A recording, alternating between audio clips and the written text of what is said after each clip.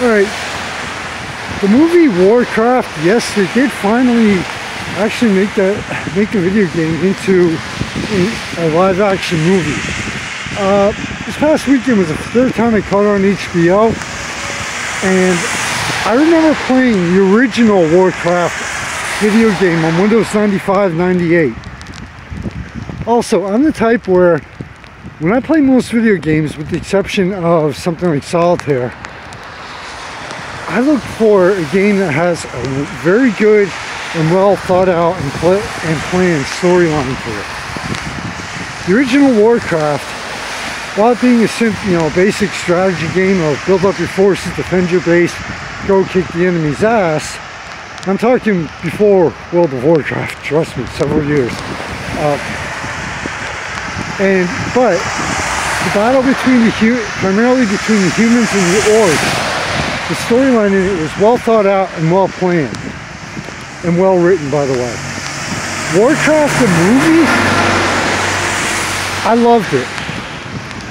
If you remember the original or any of the Warcraft games, from the original up to online, and you actually played it for more than just beating the game or stress relief, whatever, and you actually paid attention to the story in it, Warcraft the movie did a fantastic job of keeping to the original plot line and the story of the original game.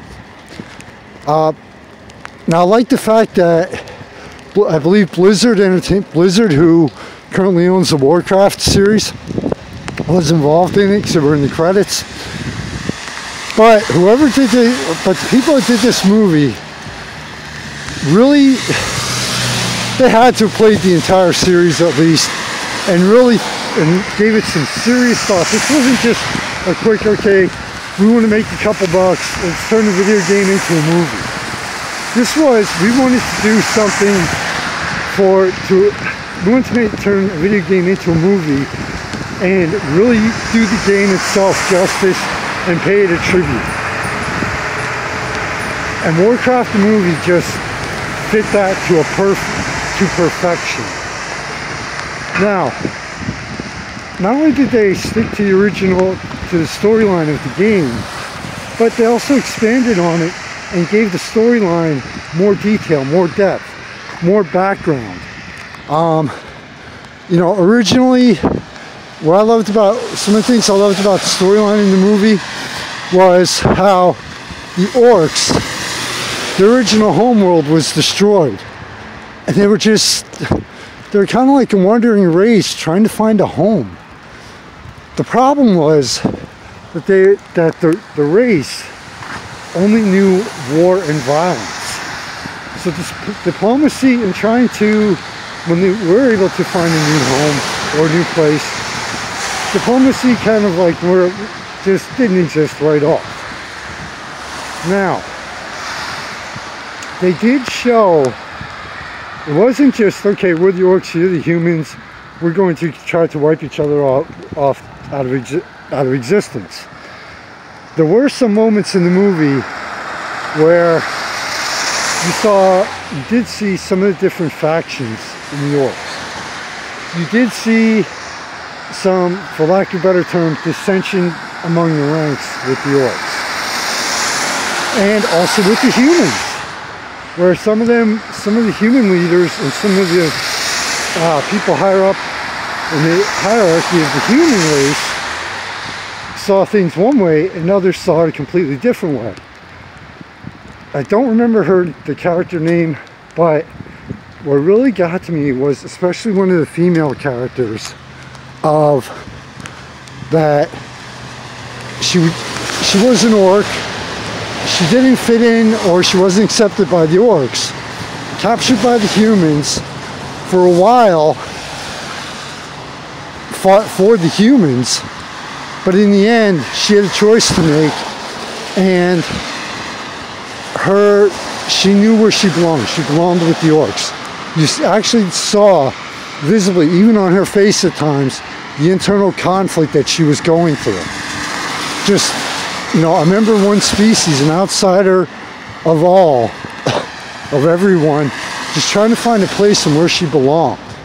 Personally, I can actually kind of relate to that, only not with different species.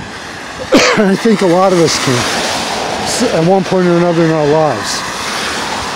So one thing I loved about, another thing I loved about the movie was that they really brought it home with character relatability, especially with the female orc.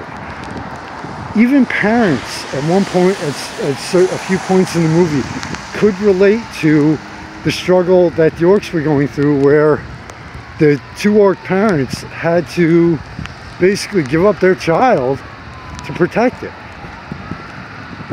So even though it was a warlike species, they did show in the movie that almost every single species at one point or another, or at least some members of them, have, I don't want to use the word human, but a more universal light and darkness in them.